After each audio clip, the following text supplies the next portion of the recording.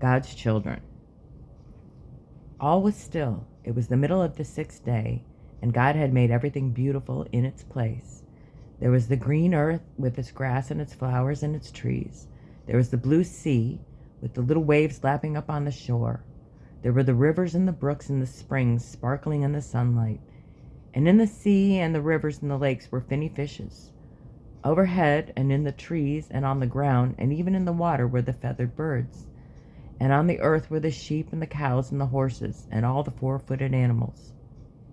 Up until now, on this sixth day, there was motion and music, the fishes swimming and the birds flying and all the animals going about and talking in their own ways. But now it was noon, and everything hushed and waited for what God was going to do.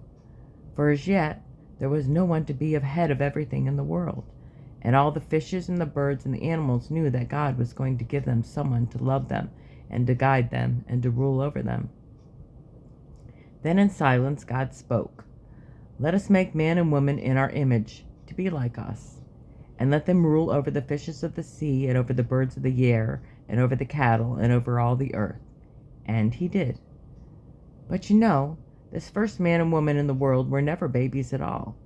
Everybody since then has started out as a baby.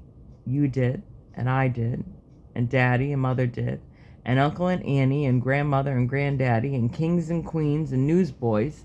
Every one of us and every one of them was a baby once, and when we grew or are growing into men and women. But it wasn't that way with the first man and woman, Adam and Eve. They were children of God made in his image. I suppose God said, "Let's start them out full grown, for there will not be any father or mother to take care of them as babies." So God took some dust of the ground and shaped it into the form of a man. It's very much like you making mud pies, or like the doll maker making a dress doll out of fine clay and painting it until your dolly looks just like a sure enough baby. Only you can't make your mud pies live, and the doll maker can't make the dolly live, but that's what God did.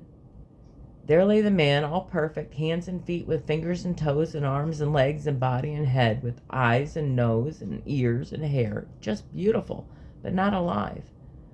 Then, seems to me, God swooped down to kiss this lovely child of his, and he breathed into the man's nostrils the breath of life, and what? Man became a living soul. When he opened his eyes and looked on the world, his beautiful home, Adam knew right away what it was, for he was full grown. He didn't have to learn to walk, for he could walk. And he didn't have to learn to talk, for he could talk. He did not have to start eating by taking milk. In fact, there wasn't any milk to take. But there were wonderful fruits all around. Strawberries and grapes and apples and oranges, besides wheat and corn, and beans and coconuts, and more food than you could name. And birds to sing and fish to swim and animals to play and work. And blue sky and green earth and sun and moon and stars to shine. So Adam was very happy. There was just one thing he didn't have, and that was someone to talk to and work with and love.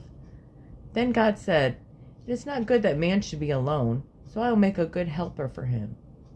So God put Adam to sleep, and while he slept, God took a piece of him, a rib, from right over his heart, and healed the place all up again. Then out of the rib he made woman, just as he had made the man out of the dust. She was more beautiful in a way than Adam was, and God breathed into her light breath of life, and she too became a living soul.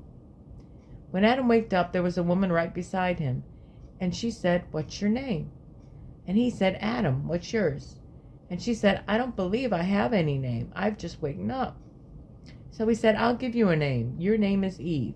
Come, Eve, let's go look all around and in and through our beautiful home." "All right," she said, "let's do."